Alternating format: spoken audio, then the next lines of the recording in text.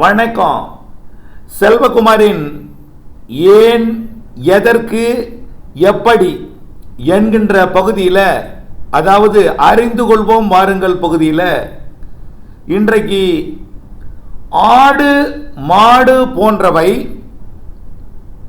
ஓய்வாக இருக்கும் பொழுது வாய் அசைத்து கொண்டே இருக்கும், அசைவோடும். அது ஏன்? நம்முடைய குழந்தைகளை அப்படி அசைவோடும் பொழுது நீங்கள் அதை தொண்டை பகுதியை உற்று நோக்க செய்யவும், தொண்டை பகுதியை உற்று நோக்கி கொண்டே இருந்தால் உண்மை புரிய வரும். ஆடுகளுக்கு நன்றாக தெளிவாக தெரியும், மாடுகளுக்கும் நன்றாக தெளிவாக தெரியும். இந்த உண்மையை உங்களுக்கு இந்த பகுதியில் விளக்க இருக்கிறேன். சரி, ஆடு மாடு மட்டும்தான் அசை போடுமா?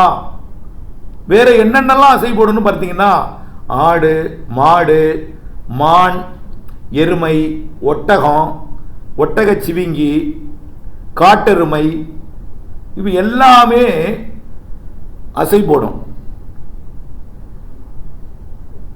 இது ஏன்?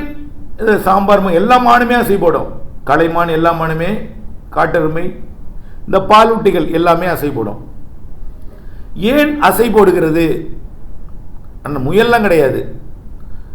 மாடு ஆடு மான் எருமை ஒட்டகம் ஒட்டகச்சிவிங்கி காட்டெருமை போன்றவை ஏன் அசை போடுகிறது? இதற்கு என்ன ஒரு சிறப்பு அம்சம் இருக்கிறது அப்படின்னு பார்த்தீங்கன்னா,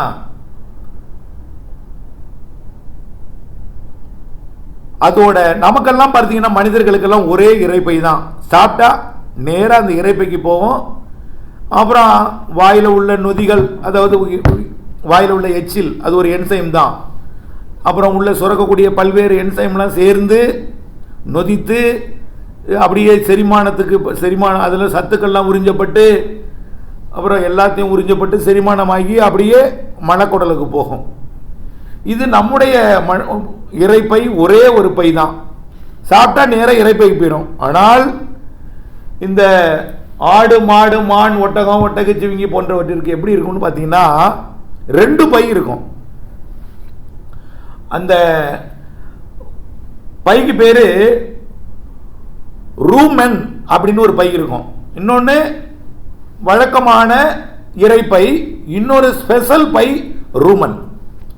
சார் என்ன சார் ரூமன் அப்படின்னா, இப்போ ஆடு மாடு மான் எருமை ஒட்டகம் காட்டெருமை ஒட்டகச்சிவிங்கி இதெல்லாம் என்ன செய்யும்னா அவசரமாக புல்ல மேய்ஞ்சிடும். நீ ஆடு பாருங்க, வேகமாக அடுத்தது அங்கே ஓடும், இங்கே போய் திங்கும், அதை திங்கும் இதை திங்கும், எதையுமே அரைச்சி முழுங்காது. நம்மளாம் சாப்பிடும்போது எப்படி சாப்பிட்றோம்? எதை சாப்பிட்டாலும் அரைச்சி நன்றாக மென்று முழுங்குகிறோம். ஆனால் ஆடு மாடெல்லாம் அவசரமாக அப்படியே தடையை அப்படியே முழுங்கிடும், எல்லாவற்றையுமே அப்படியே முழுங்கிடும். இது முழுங்கும் பொழுது இயற்கையோட படைப்பை பாருங்க. இதை முழுங்கிறது அப்படியே இந்த ரூமன்கிற ஒரு பகுதிக்கு போகும், ஒரு பை, இரைப்பை. இது ஒரு தனி பை. ஆடெல்லாம் வெட்டாங்கன்னா தனியாக அது வயத்தில் ஒரு தனி பை இருக்கும், அதில் புல்லாக இருக்கும், புல்லு தழை.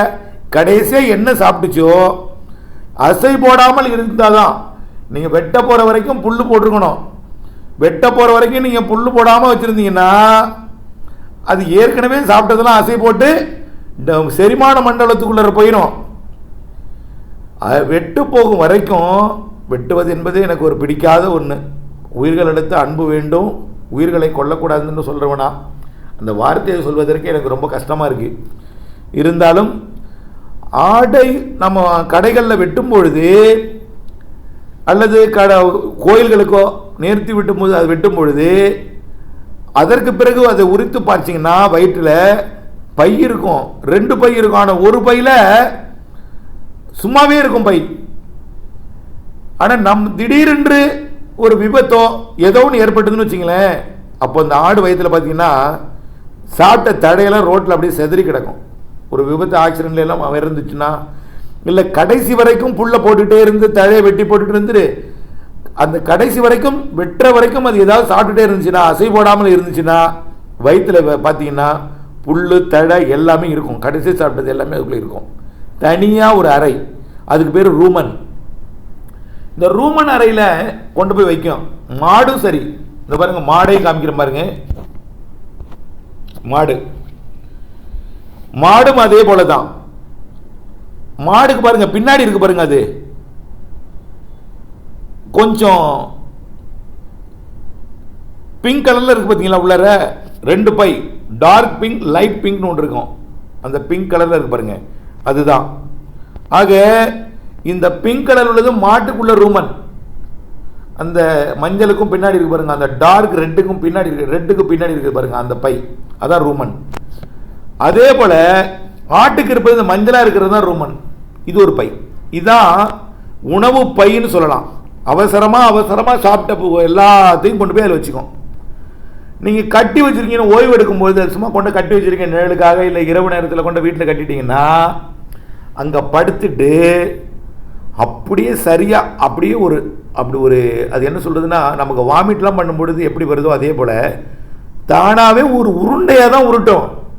அது இயற்கையாகவே அந்த குடல் உருண்டையாக உருட்டும். உள்ளார ஒரு உருண்டையை உருட்டி தொண்டை எவ்வளவு பெருசோ அவ்வளவுதான் தொண்டைக்கு வரும். தொண்டைக்கு வந்து வாய்க்கு வரும், ஒரு உருண்டை வரும். அது தானாவே ஒரு அணிச்சை செயல் போலவே அது நடந்துட்டே இருக்கும்.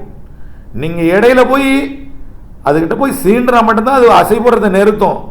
அசை போட்டதுன்னா நீங்க தொலைவில் இருந்து அப்படியே அமைதியா கிட்ட போய் எட்டி இருந்து தொண்டையை மட்டும் பார்த்துக்கிட்டே இருங்க.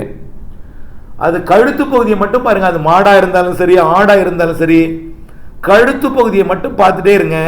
அசை போடும் பொழுது வாயில அசை போடுறத விழுங்கும். விழுங்கும் போது மெயின் இறைப்பை செரிமான மண்டலத்துக்கு போயிடுவது. விழுங்கும் போது வாயில அரைச்சி உருண்டையாக உருட்டி அப்படியே விழுங்கும். விழுங்கும் பொழுது அது செரிமான மண்டலத்துக்கு பைக்கு போயிடும். அதாவது பெருகுடல் சிறுகுடல் இருக்குல்ல, அதுக்கு போயிடும். அது முழுகிய பிறகு மீண்டும் ஒரு உருண்டை எடுக்கும் உள்ளே இருந்து, அது வாய்க்கு கொண்டு வரும். அது எங்கிருந்து எடுக்குன்னா அந்த ரூமன் பகுதியிலேருந்து எடுக்கும். ரூமன்கிற பையிலேருந்து எடுக்கும். எடுத்து வாய்க்கு கொண்டு வந்து அரைக்கும். அந்த ரூமன் பை என்ன பைனா நொதித்தல் பை கூட அது. அதாவது சாப்பிட்ட இறையை மென்மையாக்கக்கூடிய ஒரு நொதித்தல் பை. என்ன சார் மென்மையாக்கக்கூடியது?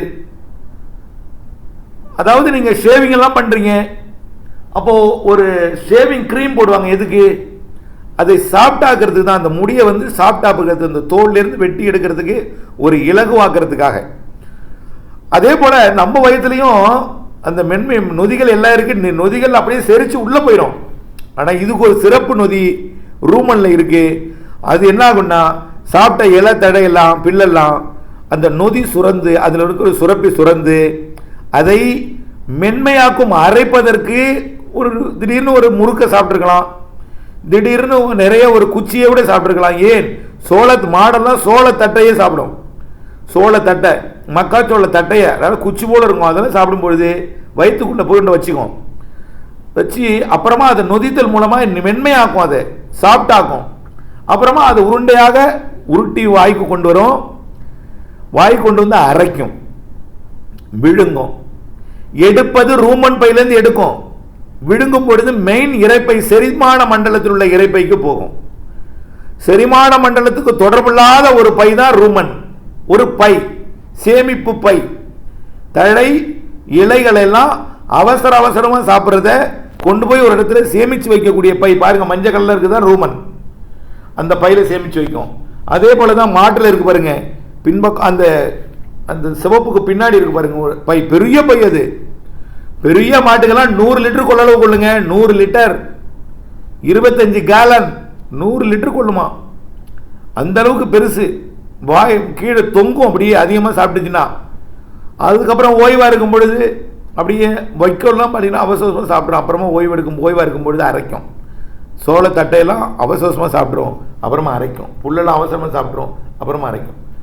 அந்த செரிமான மண்டலத்துக்கு போகிறதுக்கு முன்னாடி ரூமனுக்கு போய் அதை மென்மையாக்கப்படக்கூடிய ஒரு என்சைம் மூலமாக, நொதித்தல் மூலமாக அது மென்மையாக்கப்பட்டு இலகுவாக்கப்பட்டு அது சாப்பிட்டான பிறகு அது அப்படியே என்ன செய்யும், மீண்டும் வாய்க்கு எடுக்கும். ஒரு உருண்டை வாய்க்கு எடுக்கும், அரைக்கும். மெயின் செரிமான மண்டலத்தில் இருக்கக்கூடிய இறைப்பைக்கு அனுப்பும். இப்போ 2 இறைப்பை, ஒன்று, ரூமன் என்கின்ற அவசரமாக சாப்பிட்டத்தை கொண்டு போய் அரைப்பதற்கு முன் சேமித்து வைத்து மென்மையாக்கி நொதித்தல் செயலை செய்து வாய்க்கு எடுப்பதற்காக வைக்கக்கூடிய ஒரு பை தான் ரூமன். அப்புறம் அரைச்சதுக்கு அப்புறம் அனுப்புறது மெயின் நமக்கெல்லாம் இருக்கிறது போலவே இருக்கக்கூடிய இறைப்பை. அது அப்புறம் தான் அப்படியே செரிமானம் போய் சத்தெல்லாம் உறிஞ்ச பிறகு அது சாணமாக வெளியே வரும். அப்புறம் அதிலே உள்ளே யூரினாவும் பிரியும், எல்லாமே உள்ள உறிஞ்சப்படும், அதெல்லாம் நடக்கும். அப்போ இதை நீங்கள் குழந்தைகளுக்கு அற்புதமாக நீங்கள் காட்டலாம். ஒரு நாள் நீங்கள் ஆய்வு மனப்பான்மை உங்கள் குழந்தைகளுக்கு வரணும்னா உங்களுக்கும் ஆய்வு மனப்பான்மை வேண்டும். நம்முடைய குழந்தை யார் போல தான் இருக்கும்? அப்பா அம்மா போல தான் இருக்கும். அப்பா அம்மா உண்மையிலே சொல்ல போனுங்க, அப்பாவுக்கோ அம்மாவுக்கோ கணக்கே பிடிக்காதுன்னு வச்சுங்களேன், அந்த குழந்தைக்கும் கணக்கே பிடிக்காது. அறிவியலே அந்த அப்பாவுக்கும் அம்மாவுக்கும் பிடிக்குதுன்னு வச்சுங்களேன், அறிவியலும் பிடிக்காது. இப்போது அப்பா அம்மாவோட குணாதிசயங்கள் தான் வரும். ஆனால் நாம் அதை ஊட்ட முடியும், அதாவது மரபணுவையும் மாற்ற முடியும். நாம் பாட புத்தகங்கள் படிக்கும் பொழுது இப்படிப்பட்ட தகவல்களை அவர்களுக்கு கொண்டு சேர்க்கும் பொழுது அந்த மரபணுவையும் மாற்ற முடியும். ஆகவே குழந்தைகளுக்கு நீங்கள் நான் சொன்ன தகவலை வச்சுட்டு எங்கே மாடு ஆடு படுத்திருந்துன்னா அசை போடுதான்னு பாருங்கள். அசை போடும் பொழுது நேராக வேகமாக அதுக்கிட்ட வேகமாக ஓடிடக்கூடாது. வேகமாக ஓடுனா அசை போடுறதை நிறுத்திடும்.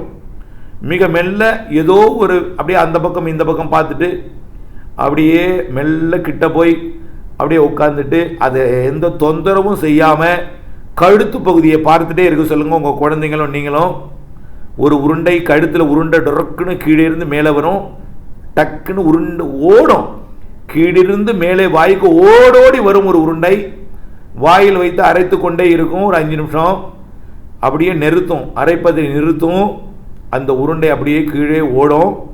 அப்போ முதல்ல ஓடோடி வந்தது ரூமில் இருந்து வந்துச்சு வாய்க்கு, மீண்டும் கீழே ஓடோடி போவது செரிமான மண்டலத்திற்குரிய இறைப்பைக்கு ஓடி போகும். இதை பாருங்கள், மாணவர்களுக்கு அதை சொல்லிக் கொடுங்கள். இப்படியெல்லாம் அறிவியல் தகவலை அவர்களுக்கு சொன்னால் இவை ஆய்வு மனப்பான்மை ஏற்படும். அவர்கள் கூட வருங்காலங்களில் கால்நடை மருத்துவர்களாக கூட மாறலாம். இப்படிப்பட்ட ஆய்வு, அதாவது கால்நடைகளுக்கு வாயில்லா ஜீவன்களுக்குங்க மருத்துவம் பார்க்கறதுங்கிறது பெரிய சவால். உண்மையிலேயே கொடுத்து வைத்திருக்க வேண்டும். அவையெல்லாம் அது மனிதர் கூட என்ன வலிக்குது, இங்கே வலிக்குது, அங்கே வலிக்குதுன்னு சொல்லிடுவாங்க.